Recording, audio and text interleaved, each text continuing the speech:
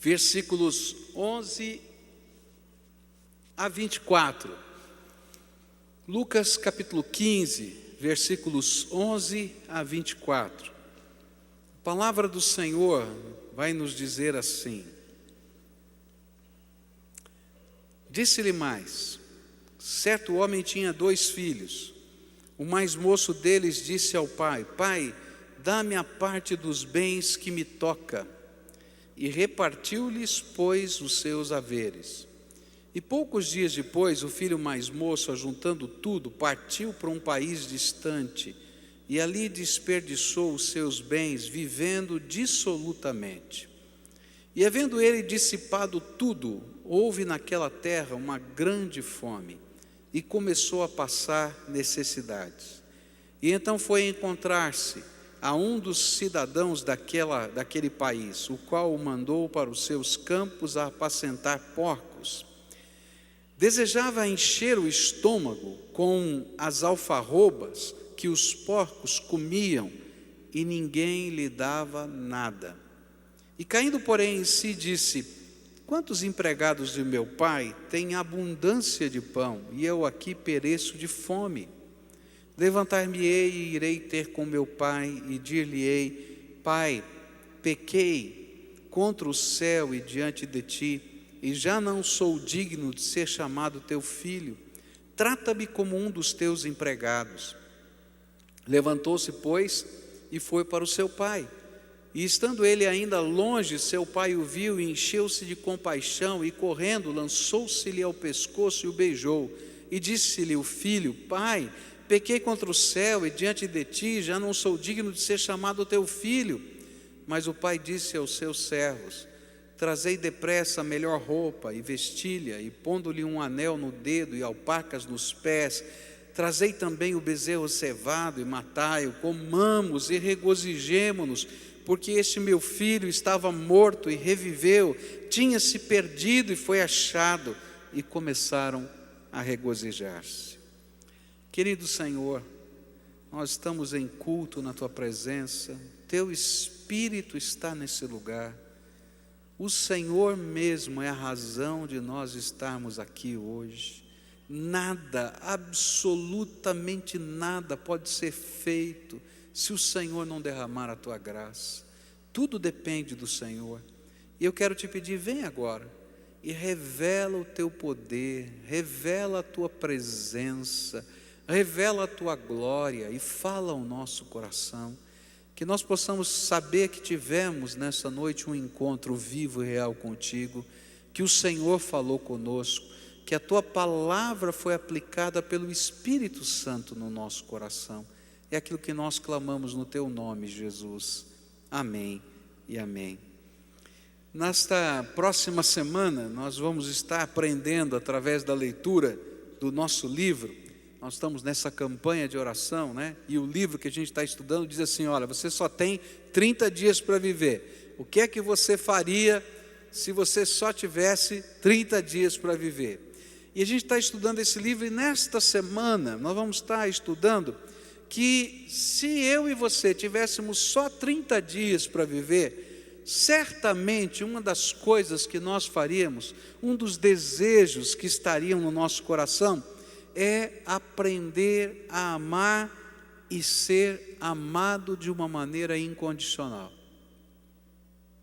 Há no coração do homem uma necessidade de se sentir amado, de pertencer, de fazer parte do contexto da vida de pessoas significativas. Você pode ter o seu trabalho, você pode ter os seus diplomas, você pode ter tudo, mas se você não for significativo para alguém, e se você não trouxer no seu coração alguém significativo para você, tua vida vai estar extremamente triste, vazia. Por quê? Os nossos relacionamentos, as pessoas são tremendamente importantes na nossa vida. Não tem jeito.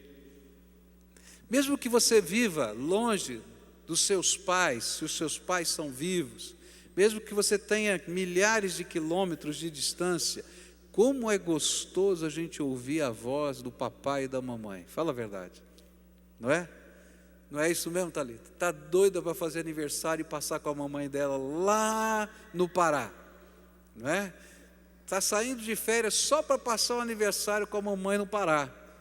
E vai ser uma bênção, porque isso tem valor na nossa vida, isso é importante. A gente sentir que pertence, a gente sentir que é importante para alguém, a gente amar alguém. E durante esta semana a gente vai estar olhando algumas coisas que ajudam a gente a amar e que atrapalham a gente a amar e ser amado. E você durante a semana vai estar trabalhando com isso. Mas quando eu estava lendo todas essas meditações da semana que vai começando hoje, eu me lembrei da história do filho pródigo. Porque nessa história, Jesus vai falar de um pai que ama o seu filho de uma maneira tremenda. Um pai que está preocupado com o seu filho, mas que ama de uma maneira que parece até difícil na nossa mente, de um pai amar desse jeito. E o que a Bíblia vai tentar nos mostrar é que o modelo de amor que eu tenho que aprender, que eu tenho que experimentar, que eu tenho que vivenciar, em todos os contextos da minha vida, ele está focado naquele que é amor, o Deus Todo-Poderoso. Não tem melhor professor do que Deus, porque Deus não ama somente, Ele é amor. A essência da palavra amor vem dEle, e o que nós vivemos são meras distorções dessa palavra, desse ser tremendo que é Deus. Mas se eu quero aprender a amar, eu tenho que olhar para cima. E aqui nessa parábola, Jesus coloca o amor no contexto da família. E é por isso que essa parábola é uma parábola que mexe com todo mundo. Todo mundo de alguma maneira se sente tocado por essa parábola, porque ela mexe no contexto do lugar mais importante para a nossa existência, o lugar onde a gente pertence simplesmente por existir. O filho mais novo, nessa parábola, ele sai de casa e vai buscar ansiosamente a sua liberdade. E quando a encontra, ele se torna escravo da liberdade que ele tanto buscava. E ele descobre que a liberdade dele virou escravidão. O segundo personagem dessa história, que eu não li hoje, é o filho mais velho. Ele é o certinho, que apesar de agir corretamente, ele não sabia viver. Ele vivia oprimido, escravizado por si mesmo, suas angústias, ciúmes e cobranças. Ele tinha tudo para ser feliz, mas ele vivia como um escravo. Agora, a figura central desta parábola é o pai. E esse pai ensina-nos alguns aspectos da personalidade de Deus e principalmente o tipo de amor que Ele nos oferece e que gostaria que nós pudéssemos exercitar com as pessoas significativas da nossa vida. Nesse momento em que a figura do pai na sociedade está em crise, quando as crises da família moderna têm enfraquecido e deteriorado o nosso modelo de pai, é hora de a gente procurar referenciais para a nossa própria vida, olhando para cima, olhando para Deus. Os nossos pais são o primeiro referencial de Deus para nós. Mas como é que é Deus na qualidade de pai? Que tipo de amor Ele oferece? Ele é um pai que marca as nossas vidas com o seu amor. E hoje eu gostaria de apresentar alguns aspectos do amor do Pai eterno que estão retratados nessa parábola e que vão nos ajudar a viver o amor e a desfrutar o amor. O primeiro aspecto do amor do Pai nesta parábola, e que para mim mexe com o meu coração, vem no versículo 12, onde diz assim: o mais moço deles disse ao pai: Pai, dá-me a parte dos bens que me toca. Repartiu-lhes, pois, os seus haveres. Primeiro aspecto do amor de Deus para conosco é uma coisa tremenda. O amor de Deus é um amor que respeita dolorosamente. O amor de Deus é um amor que nos respeita dolorosamente. Eu não sei o que você sente. Às vezes, como um bom italiano, né, eu leio essa parábola e fico pensando assim: ô Deus, né, por que o Senhor deu essa grana para esse moleque? Esse negócio de pedir a herança quando o Senhor está vivo ainda, né, porque essa é a parábola. E dizer: olha, eu tenho um sonho aqui, eu quero a parte da minha herança. Toma aqui, então vai, filho, faz o que você está pensando. Esse negócio está errado aqui, parece muito complicado para a minha cabeça. E humanamente, para mim, isso é difícil demais de entender.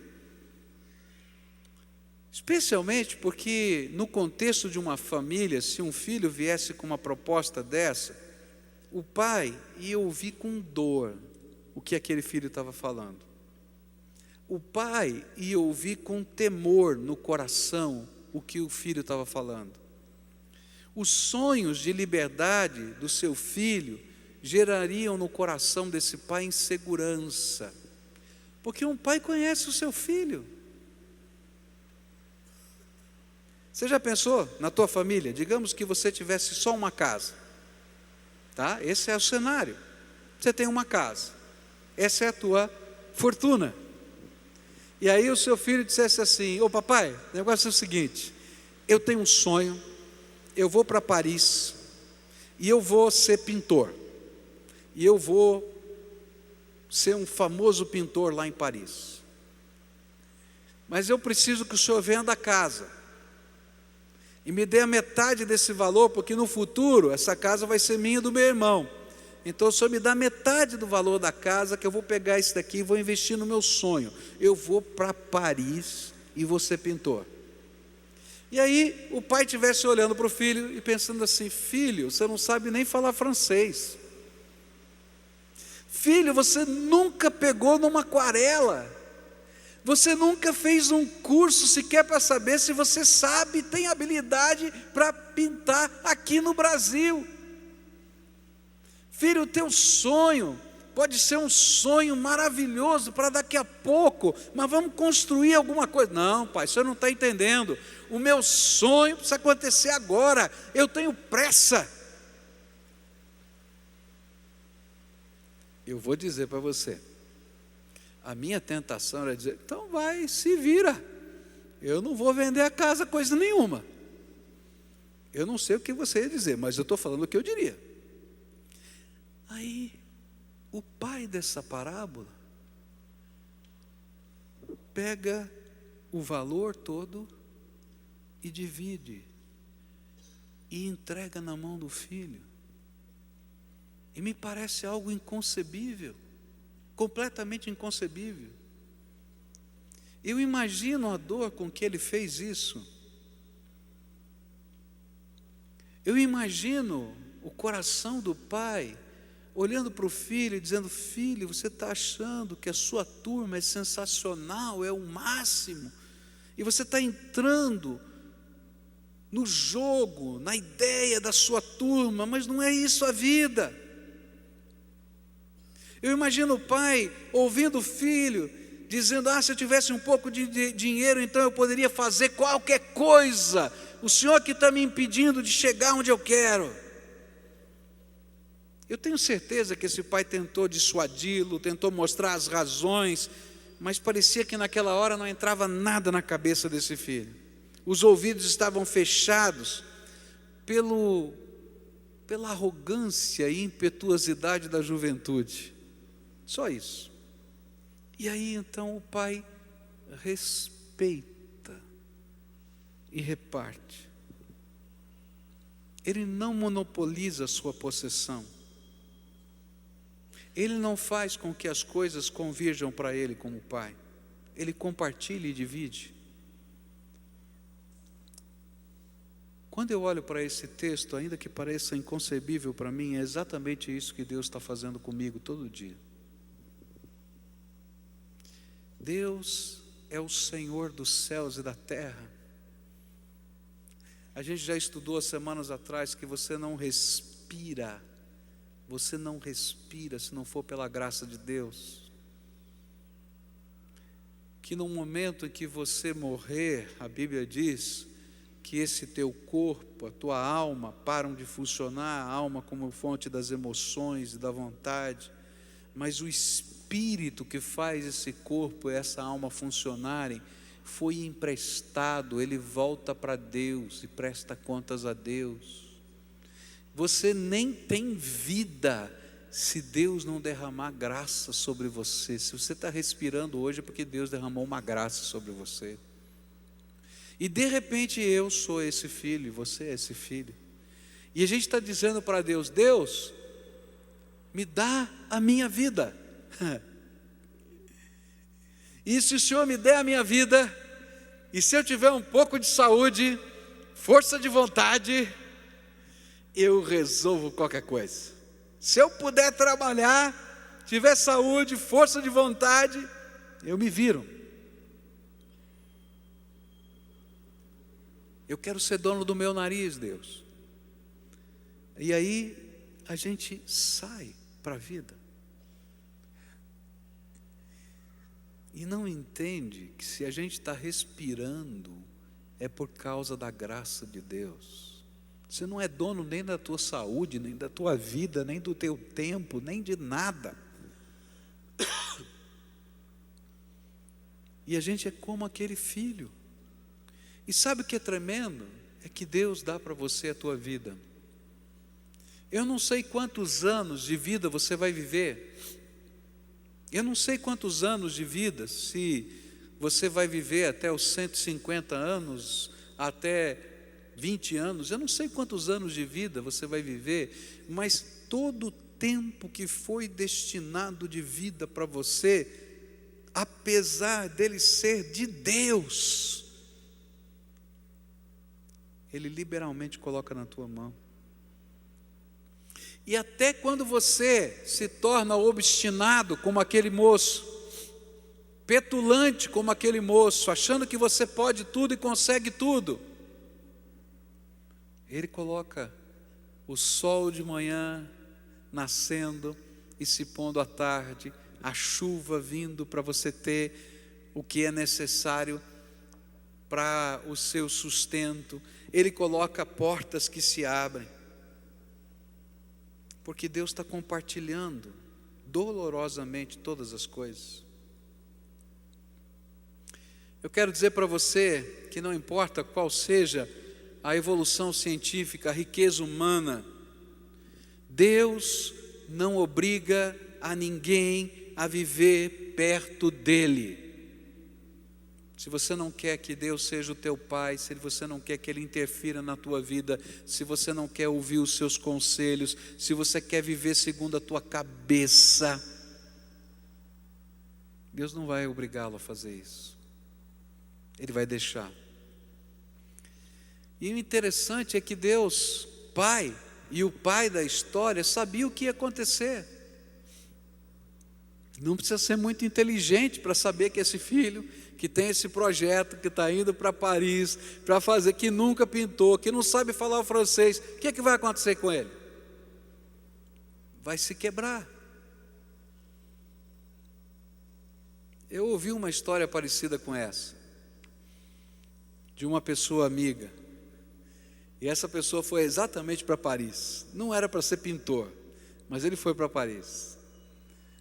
E quando chegou lá, queridos, a coisa foi tão rápida, o dinheiro acabou tão rápido, e de repente ele estava dormindo nos bancos das praças, passando fome, passando necessidade, sem oportunidades da vida, desejando voltar para casa e sem condições de voltar para casa, porque a vida passa pela gente como um turbilhão e a gente não sabe como é que vai ser.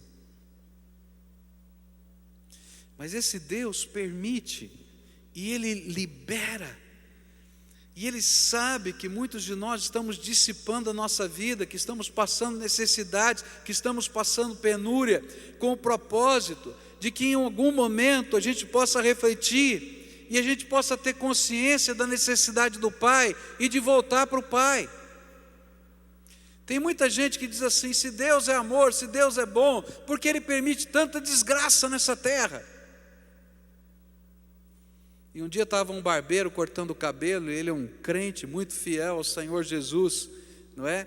E ao contrário, o cara na cadeira era um crente muito fiel, e o barbeiro cortando o cabelo, e disse assim: escuta, mas como é que você consegue crer em Deus? Como é que você consegue? Olha, tanta desgraça. E passou bem na frente da barbearia, um senhor todo maltrapilho, cabelo todo encaracolado, carrapichado. Ele disse: olha lá o homem, como é que Deus permite uma desgraça dessa nessa terra? E aí aquele senhor sentado ali na cadeira, conversando, olhou para ele e disse assim: o senhor se considera um bom barbeiro? Ele disse: claro que eu me considero, eu acho que você também, senão você não estava aqui sentado na minha cadeira. Mas o senhor é um bom barbeiro? Claro que eu sou um bom barbeiro. Como é que o senhor permite um homem andar com aquele cabelo todo encarrapichado desse jeito? Ele disse: mas ele não é meu cliente, ele nunca sentou na minha cadeira.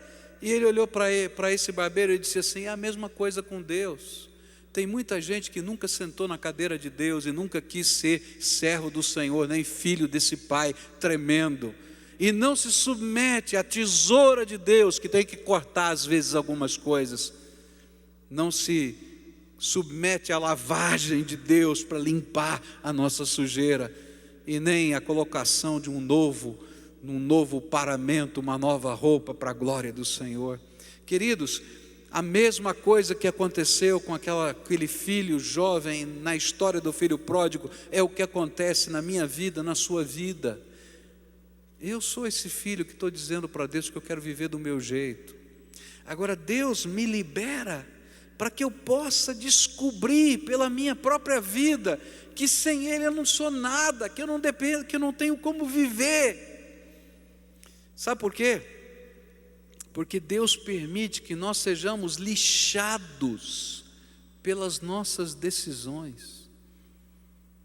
Tem muita gente sendo lixado na vida por causa das suas decisões.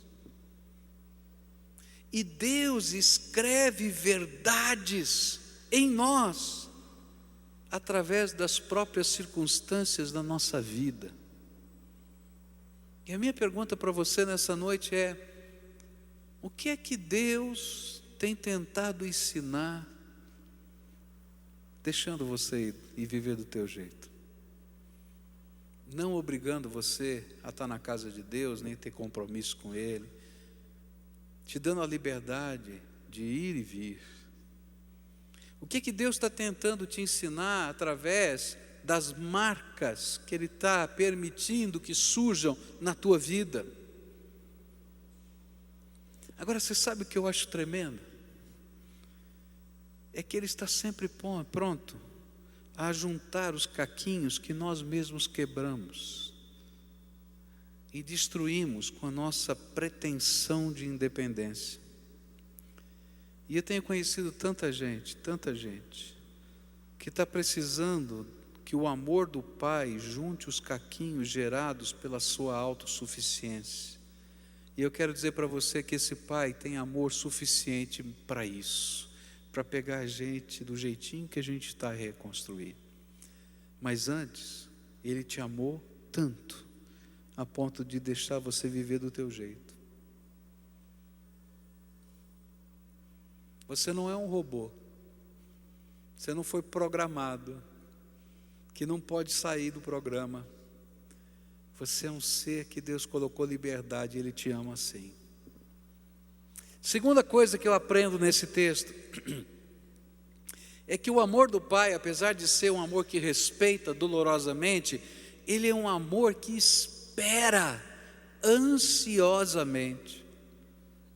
Nessa parábola, a ideia que a gente tem é que aquele pai está esperando o filho. Um dia ele vai voltar. Um dia ele vai voltar.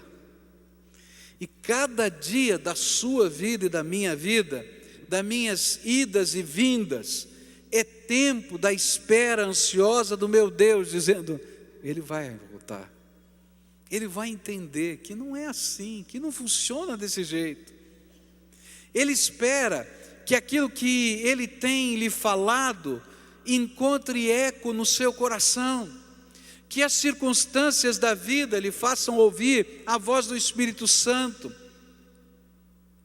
E a grande pergunta que eu tenho para você é: há quanto tempo o Senhor o está esperando? Será que não chega? Será que não chega as cabeçadas da vida que você já deu?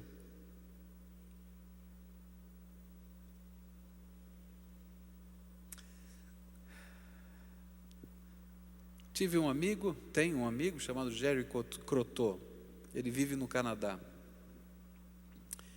Esse amigo foi meu professor de inglês aqui no Brasil. E a gente começou a trabalhar e ele me disse: vamos fazer aula de conversação, você fale do assunto que você mais conhece, que fica mais fácil para você. Coitado dele, né? Vai falar com um pastor, o que o pastor mais conhece é da Bíblia, né?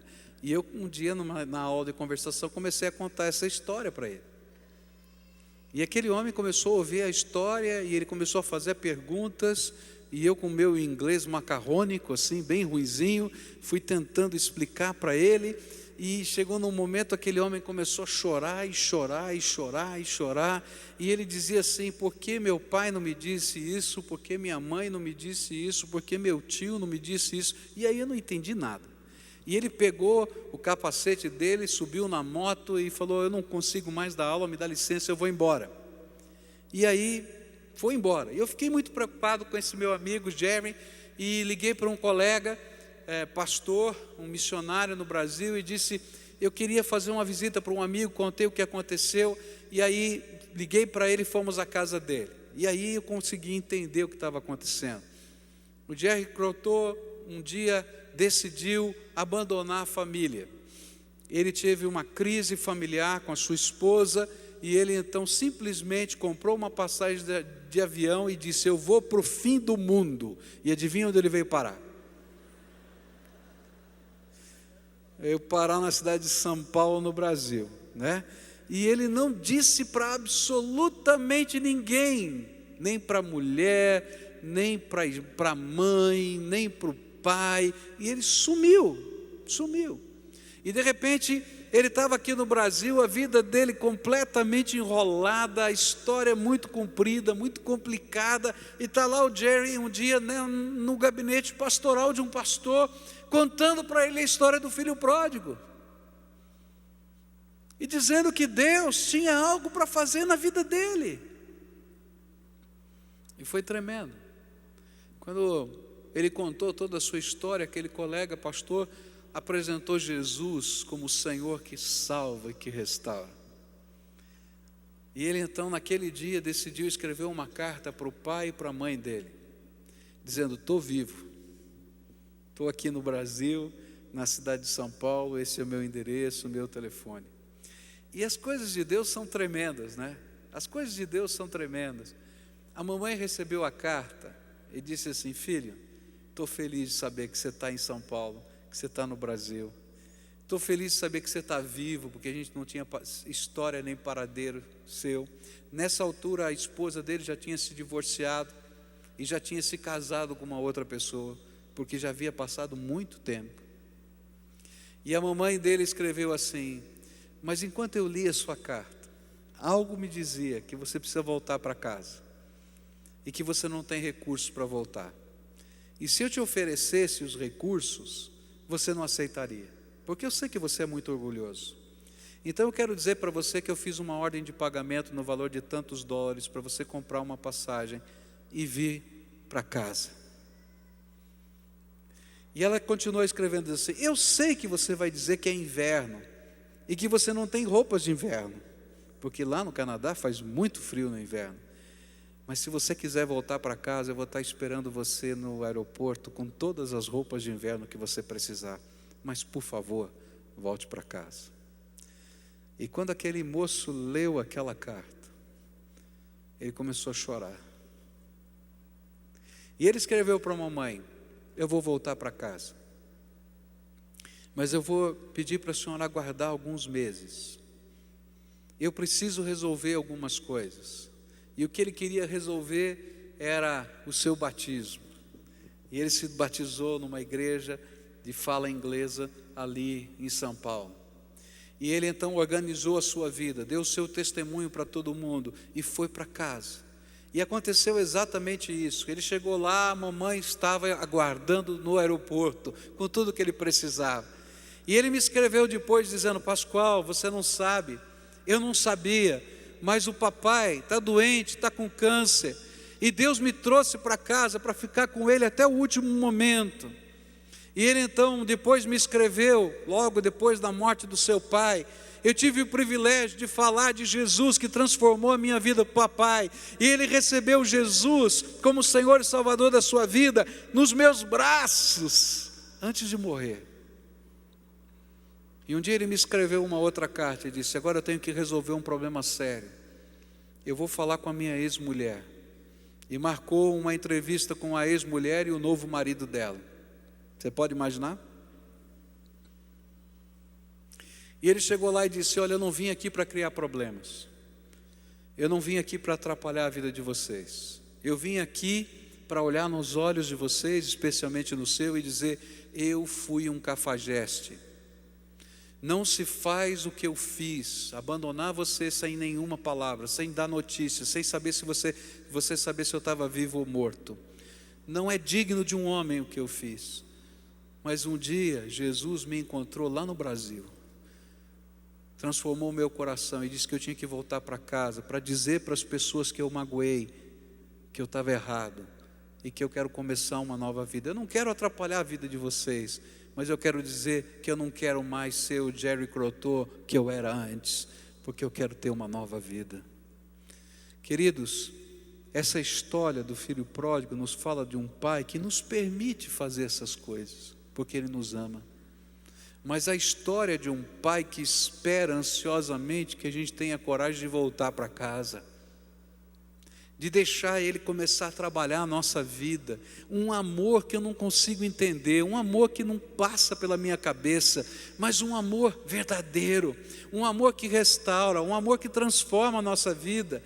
E quando eu leio essa história, eu descubro que uma terceira característica desse amor é que esse amor é capaz de reconhecer o seu filho em qualquer circunstância, em qualquer situação da vida. O verso 20 diz assim: levantou-se, pois, e foi para o seu pai. E estando ele ainda longe, o seu pai o viu, encheu-se de compaixão e correndo lançou-se-lhe ao pescoço e o beijou. Você pode imaginar como que aquele filho estava diferente de quando saiu de casa? As marcas da vida ficam na gente. Você já olhou um álbum de fotografia? É engraçado, né? Ontem, eu fui numa igreja pregar. Era 20 anos da organização daquela igreja. E há 20 anos atrás eu estava lá naquela organização. E aí me mostraram uma foto minha de 20 anos atrás. É engraçado. Eu fui para a casa da minha família, né? E quando a gente vai em casa de família é horrível, né? Tem aquela sessão de você olhar álbum de fotografia, não é? Não tem? Né? Aí a minha esposa olhou: olha essa foto aqui. E eu disse: o que tem nessa foto? É aquela foto que você está usando, aquela calça que você usava. Que calça que eu usava? Bandeira americana. A bandeira americana com a estrela aqui, aqueles traços, boca de sino, cabelão assim. Diz: olha você aqui. Eu falei: misericórdia. É horrível, né? Sessão fotografia. Bom, deixa para lá. Tá? Gente, as marcas da vida ficam na gente. Mas sabe o que é tremendo? O pai olhou para o filho que estava vindo lá longe. Lá longe. Não importava como ele estava. Muito provavelmente as roupas que ele estava vestindo eram roupas de mendigo. A sua face, o seu rosto trazia as marcas de uma vida difícil. Seu andar não era saltitante como quando ele saiu nos seus sonhos, mas muito provavelmente ele estava cambaleante de fome, de vergonha e de dor. E o seu cheiro? Ele era um tratador de porcos que volta para casa caminhando porque não tem dinheiro para pagar a passagem. Mas o incrível é que não importava como ele estava, ele era o filho amado que poderia ser reconhecido como tal em qualquer situação. E sabe o que é tremendo para mim? É que não importa a minha condição e a sua, o Senhor reconhece o seu filho, o Senhor continua amando o seu filho. E se tem uma coisa que Deus gosta de fazer e que dá alegria ao coração dele, é de abraçar o seu filho e de acolher o seu filho em qualquer situação. Sabe o que mais preciso na minha vida? É do abraço do meu pai, de um amor incondicional, de um amor que me transforma, que me pega no lugar em que eu estou e me restaura. Eu falei sobre isso hoje de manhã e disse que Deus é tão tremendo, que às vezes a gente é como um vaso. E eu não sei, você já quebrou um vaso na sua casa? Um vaso de vidro, já quebrou? E aí a gente pega os caquinhos, né? E a gente olha para o vaso e tem uma dó, né? Porque o vaso quebrou. E a gente fica pensando, será que dá para consertar o vaso? E a gente olha e diz, não dá para consertar. E aí com dor no coração, a gente pega uma pá, não é isso? Uma vassoura, recolhe os caquinhos para jogar no lixo. Mas sabe como é que é, meu Deus? Ele é tremendo. Ele pega os caquinhos que todo mundo está olhando dizendo, não tem jeito, não serve para mais nada. E ele pega aqueles caquinhos e transforma numa obra de arte, reconstruindo a nossa vida. E sabe aqueles vidros, não sei se você já viu aqueles vidros, tudo, parece que tudo partilhadinho, tudo quebradinho assim, e fica aquele vaso lindo feito daquele vidro. Ele pega a minha vida toda quebrada, ela não fica exatamente como ela era antes, mas Ele transforma numa obra de arte do seu amor em cada momento novo da nossa vida. Esse é um Deus que eu não consigo entender o amor. Um Deus que nos recoloca outra vez na sua casa. E aí, enquanto aquele filho está dizendo, pai, eu pequei contra o céu e contra ti, não sou mais digno de ser chamado teu filho, me considera como um dos trabalhadores da sua casa. Aquele pai parece que não está ouvindo nada. Ele diz assim, olha, tragam a capa, porque o meu filho chegou, ele está precisando de roupa. Tragam uma sandália, porque ele está andando descalço, os pés dele estão feridos. Tragam o anel da família, que era o sinete, onde se assinava as duplicatas. Porque o meu filho chegou, eu vou colocar esse anel no dedo dele. E vamos fazer uma festa. Matem o novilho cevado, mais tenra a carne, mais macia. A gente fazer um churrasco, vai ser festa hoje à noite, porque o meu filho estava perdido e foi achado, estava morto e reviveu. Queridos, essa semana toda a gente vai estar estudando sobre amor. Amor para com as pessoas. Mas você não vai aprender a amar na profundidade, na intensidade que você precisa, se você não aprender a receber o amor de Deus e a se colocar debaixo desse amor. E tem muita gente que está com a sua vida quebrada. Eu estava lendo as meditações dessa semana e teve uma que me chamou a atenção. Ela dizia o seguinte: você não tem forças para resolver tudo o que você precisa resolver na tua vida. E eu fiquei pensando, que coisa tremenda, é verdade. Eu não tenho forças para resolver tudo o que eu preciso resolver na minha vida. E aí ele dizia naquela meditação, por isso você precisa se conectar ao Pai, porque Ele é o único que tem forças para transformar a tua vida. E nessa noite eu queria orar com você, querido. Primeiro, em nome do Pai que te ama, dizer para você. Um dia, você tomou uma decisão de viver do teu jeito, da tua maneira, segundo a tua cabeça, segundo os teus sonhos, segundo os teus propósitos. A maioria de nós, ou quase todos nós, fizemos isso. E Deus, que nos ama, diz: filho, tá bom, você quer? Vai. E nós fomos. E no decorrer da vida, algumas coisas nós fomos tremendamente bem-sucedidos, mas muitas têm marcas aqui dentro do nosso coração, de dor, de amargura, de tristeza, de pessoas que nos machucaram, de família que a gente não consegue se conectar, de vida machucada e quebrada. E é nessa hora que a lixa da vida está passando na nossa carne, está sangrando, que Deus espera ansiosamente que a gente olhe para cima e diz: sabe, Deus, do meu jeito não funciona. Eu posso tentar do teu jeito de novo? Eu posso tentar do teu jeito pela primeira vez? E aí a gente volta para casa do Pai.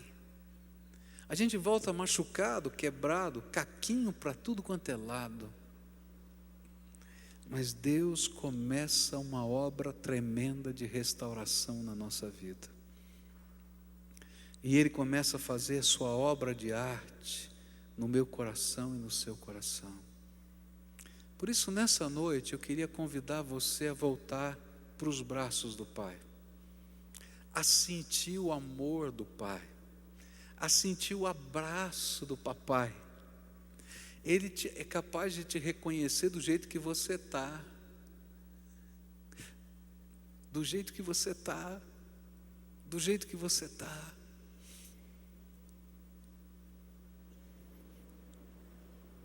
E é interessante que às vezes o jeito que a gente está, que deveria ser o melhor momento da nossa vida, às vezes é o pior momento. Eu falava hoje com uma pessoa e essa pessoa me dizia: olha, profissionalmente eu cheguei onde eu queria, mas eu estou tão angustiado, tão angustiado, tão angustiado, que eu tenho que chegar na janela e respirar, e parece que o ar só chega até aqui, não enche. É incrível, porque às vezes a gente tem um monte de sonhos, a gente corre atrás dos sonhos, e até a gente chega neles, mas eles não preenchem o nosso coração, e a gente continua quebrado. Sabe o que você precisa? Do abraço do papai do céu. Esse era o jeito que o papai e a mamãe me falavam de Deus. Você vai orar para o papai do céu? E a minha mente registra isso dos tempos de criança. O papai do céu é aquele que me ama, do jeito que eu sou, e que quer reconstruir a minha vida para a glória dele, do jeito da eternidade.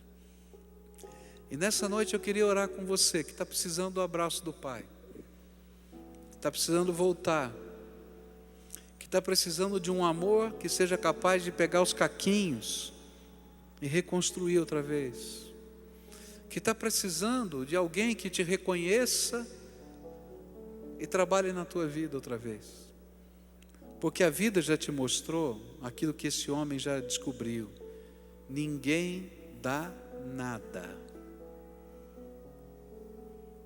E se você ganhou alguma coisa é por causa da graça de Deus, porque ninguém dá nada. A graça de Deus é que está trabalhando na nossa vida. Se você é essa pessoa a quem o Espírito Santo de Deus está falando nessa noite, eu queria orar por você. Eu vou explicar muito bem o que eu vou fazer. Eu quero convidar você que quer entregar a sua vida, e eu vou usar uma expressão estranha, com casca e tudo, porque tem uns de nós que somos casquetos. Você entende? Casca dura, aqueles caras durões assim, com casca e tudo, para Jesus transformar. E que você quer o abraço do Pai, que você quer e que precisa que Ele transforme a tua vida. O que você precisa são de novos valores, de novas perspectivas, que só o amor de Deus pode fazer. Você talvez diga: mas pastor, tem um monte de coisa para eu acertar na minha vida que eu não tenho poder nem força para acertar. E eu vou dizer, você nunca vai ter poder ou força para consertar sozinho. Você precisa do amor do Pai para te ajudar nessas coisas. Então, se você é essa pessoa a quem o Espírito Santo está chamando, e se você está ouvindo a voz do Espírito Santo, quem sabe lá longe, naquele país distante, chamado vida, volta para casa, porque hoje o Senhor quer te abraçar. Hoje o Senhor quer te abraçar. Há alguém a quem o Espírito Santo de Deus está falando? Vem para cá, receba o abraço de Deus hoje. Ele quer te abraçar, dizer, filho, vem para cá, deixa eu colocar o meu anel, deixa eu colocar a sandália, deixa eu colocar a túnica nova, a capa nova, vem para cá. Se o Espírito de Deus está falando com você, vem para cá, pode ir levantando agora do seu lugar, eu quero orar por você, eu quero pedir que Deus o abençoe, que Deus derrame graça sobre a tua vida.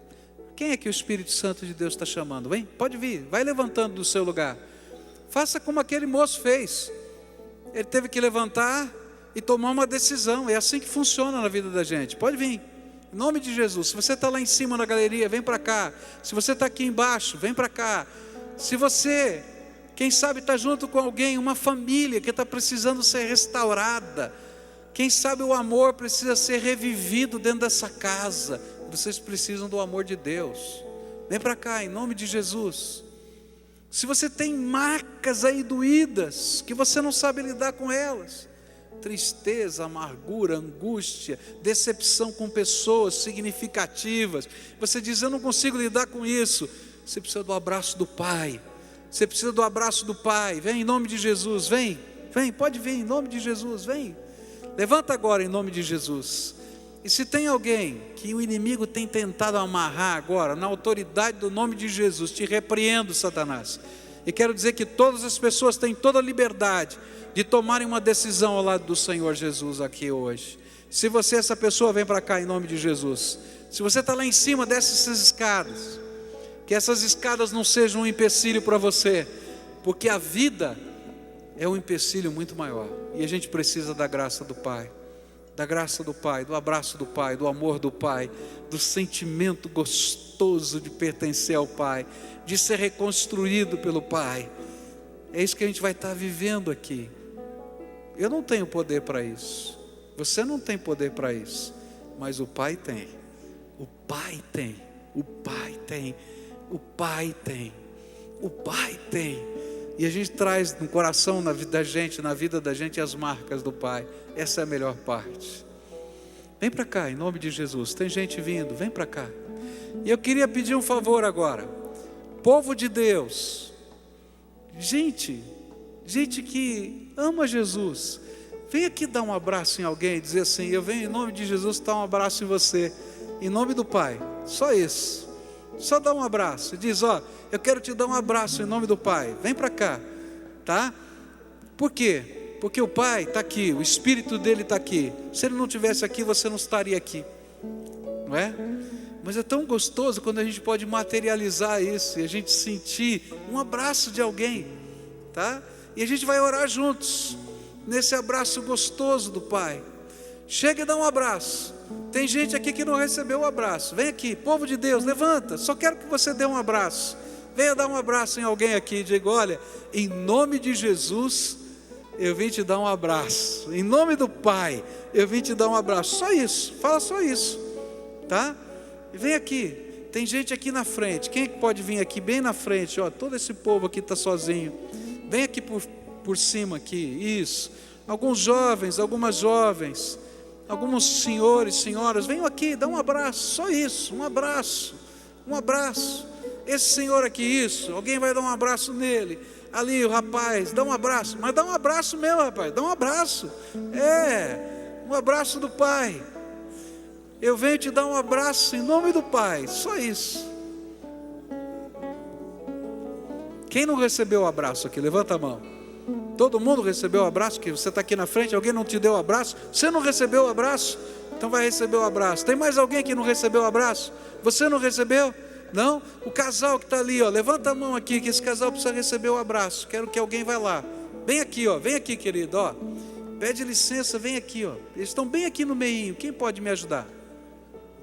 Você vai me ajudar ali? Ah, alguém chegou lá para dar um abraço. Que bom. Quem não recebeu esse abraço? Levanta a mão aí que eu quero ver. Todo mundo recebeu o abraço? Agora a igreja vai dar um abraço neles. Fica de pé, toda a igreja. E nós vamos orar por você, tá? Eu vou explicar o que a gente vai fazer.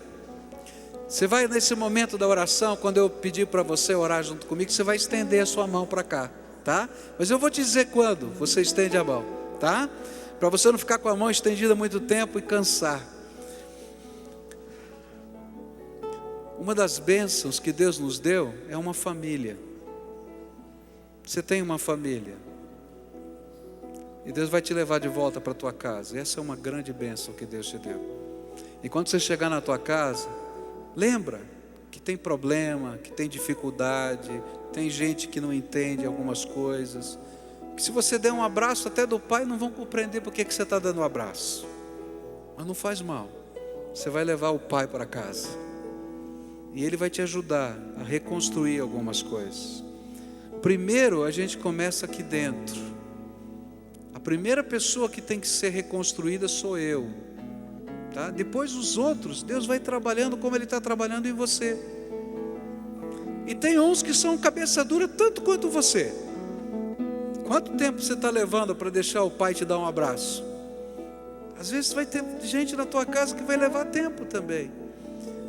Mas se você tiver as marcas do amor do pai dentro de você, você sabe que vai acontecer. Restauração vai acontecer, a bênção de Deus vai.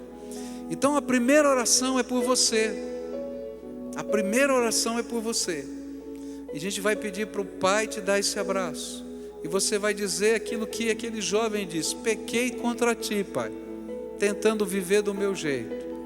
Eu não tinha uma má intenção, mas eu tentei fazer do meu jeito e não deu certo. Mas hoje eu quero me colocar nas tuas mãos, para o Senhor ser o dono, o Senhor, o Rei da minha vida. E eu quero aprender a viver do teu jeito. Jesus, me perdoa, me lava, me transforma. Essa vai ser a nossa oração. Depois, quando a gente estiver orando aqui e cantando, alguém vai orar por você, pela sua família, pela sua casa. Ele vai perguntar para você: qual é o motivo que você quer que eu ore? E talvez tenha que ter uma restauração em casa, talvez tenha que ter uma situação a ser resolvida, um perdão a ser liberado. Eu não sei, só você e Deus sabe. Aí você vai dizer: ó, ora por mim, ora pelo meu pai, ora para quando eu chegar em casa, ora pela restauração, ora por essa situação. Primeiro você com Deus. Depois essa pessoa que te deu o abraço vai orar especificamente por uma razão. E a gente vai sair daqui de mãos dadas com o pai. Não larga mais. Não adianta dar o abraço no pai e sair correndo. Tem que ficar abraçado com o pai. Senão a gente perde a bênção. Fica abraçado com o pai. Eu vou orar como se fosse você, tá? E se você concorda, você vai dizendo aí no teu coração: amém. Amém quer dizer assim seja. Eu quero isso, é de verdade, tá? E a gente vai estar orando. Nessa hora que eu estiver orando, você estende a tua mão, tá, povo?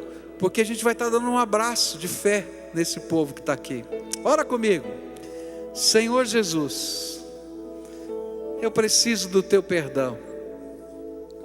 Eu preciso da tua misericórdia. Eu preciso da tua restauração. Pai, Deus amado, eu preciso do teu abraço. E eu quero, Senhor, ser abraçado por ti e viver colado no Senhor. Eu tentei viver do meu jeito, não deu certo. Mas de hoje em diante eu quero, Senhor, viver do teu jeito. Me ensina a viver segundo os teus propósitos. Pega os caquinhos da minha vida. Pega os caquinhos e faz uma obra de arte, de restauração. Transforma-me, Senhor, num vaso novo para a tua glória. Eu preciso do Senhor. Me ama, Pai, e eu quero aprender a te amar de um modo diferente. Amém e amém. Agora, quem está perto de você vai perguntar: pelo que devorar? Tá? Daí você fala: pelo que deve orar. E nosso povo de Deus, dá a mão aí para quem está perto de você. Fecha o corredor aí, uma grande família, dando um abraço coletivo nesse povo que está aqui. E enquanto eles estão orando aqui, a gente vai adorar a Deus. Porque não foram só eles que precisaram e precisam do abraço do Pai. Eu também preciso, você também precisa, não é verdade? Eu quero sair daqui abraçado com o meu Senhor. Adore o Senhor.